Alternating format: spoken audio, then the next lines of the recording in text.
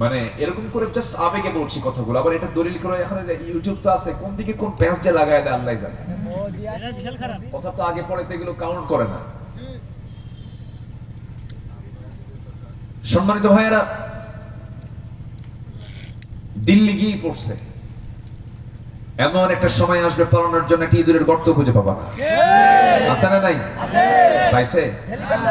গোটা দেশের 1 নাম্বার ধনী, দেশের কয় নাম্বার ধনী? হলমার্কের চোর, শেয়ার বাজারের চোর, সকল ব্যাংকের চোর, পদ্মা সেতুর চোর, চোরের মহাজন। মাথা থেকে পা পর্যন্ত দেখে মনে হয় ফেরেশতা জিব্রাইল আসমান থেকে কেবলই নামলো। ঠিক আছে কিনা বলেন? বাঁচার জন্য দাড়ি রাখছে না দাড়ি কাটছে? কাটছে। আর আরেকটা শয়তান বিচারপতি দাড়ি কাটছে না রাখছে? রাখছে। ধর্মের ব্যবসা আমরা করি, আমরা দাড়ি ওই সময় রেখেছি, এই সময় আছে, দাড়ির কোনো পরিবর্তন নাই। যারা ক্ষমতাকে পাকাপোক্ত করার জন্য দাড়ি রাখে, দাড়ি কাটে, বিপদে দাড়ি কাটে, বিপদে দাড়ি রাখে, ওরাই ধর্মের ব্যবসায়ী, আমরা ধর্মের ব্যবসায়ী না। দাড়ি কেটে আইনমন্ত্রীকে সাথে নিয়ে নৌকায় ছুটছে ভুল করে, আবার নৌকার ফেরে না, কোস্টগার্ড ধরে বলে আইনমন্ত্রী চিনছে আপনাকে, স্যার চলেন থানায় চলেন। আমি একা যাবো? আমি কি একা আসছে এই জায়গায়? 2 জন আসছে, জামাতের সাথে আসছে। কিসের সাথে? জামাতের সাথে। কে? কই যে বসে আছে, কি চেনা যায় না তো? ভালো করে দেখো, ওটাই দরবেশ। নেকামল না বদামল? বলেন নেকামল না বদামল? বদামল। নেকামল গুলো করবো আমরা, জোরে বলি ইনশাআল্লাহ। হজের সফরে গেলাম, তাকে বলা হলো হুজুর আপনি দেশে যাইয়েন না, মামলা রেডি। উনি মুস্কি হাসি মেরে বললেন সাইদি পালায়া থাকার নাম নয়। আলেমরা পালায়া থাকে না।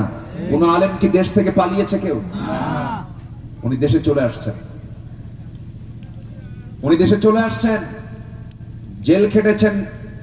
যেদিন তার মৃত্যু হয়, তিনি যখন তাকে যখন চিকিৎসার নামে যখন হত্যার জন্য ঢুকানো হয়, ওই হসপিটালে কেঁদে ঢুকেছেন না হাসি দিয়ে ঢুকেছেন?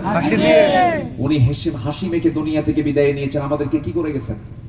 কাঁদিয়ে গেছেন। এটাই তো জীবন। আর যারা পালায়া গেল, জাতিকে হাসছে না কাঁদছে? বলেন বলেন। হেসেছে কাঁদি, হেসেছে জাতি, কেঁদেছে ওরা। এই জন্য নেকামল গুলো আমরা করবো, জোরে বলি ইনশাআল্লাহ। আর জোরে বলি ইনশাআল্লাহ। জুলুম করব না, ক্ষমতার মিসইউজ করব না, অবৈধ লোভ কামনা করব না, অন্যের বইয়ের দিকে তাকাবো না, নিজের বইয়ের দিকে তাকাবো। নিজের বইয়ের দিকে তাকালে পরে সওয়াব হবে। অন্যের বউ না নিজের বউ? এখন নজর বেশি কার দিকে বলেন? নিজের বউ না অন্যের বউ? অন্যের বউয়ের দিকে নজর বেশি। এটা কি বদামল না নেকামল? দেখছেন নেকামল। অন্যের বউ নেকামল, এটা বদামল।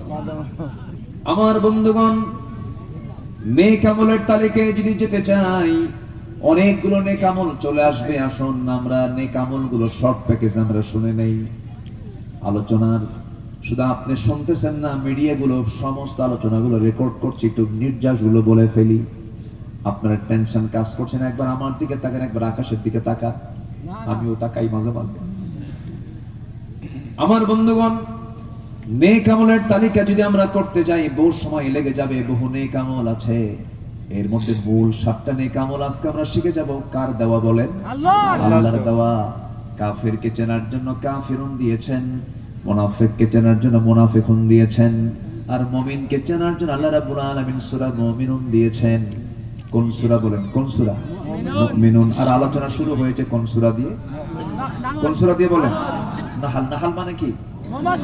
মৌমাছি কয় জায়গায় বসে? 1 জায়গায় না 10 জায়গায়? আর মাছি সব জায়গায় বসে। আজকে মাছি সব জায়গায় বসে। সব জায়গায়। যেটা খায় ওটা তো বসে, যেটা ছাড়ে ওটা তো বসে, এর নাম মাছি। আলু 2 প্রকার, একটা মিষ্টি আলু আর একটা কি?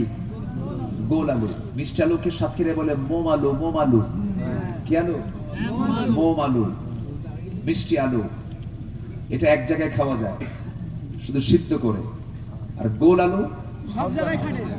ভর্তা থেকে শুরু করে নিয়ে সব তরকারিতে একেবারে গোশে আলু না আলু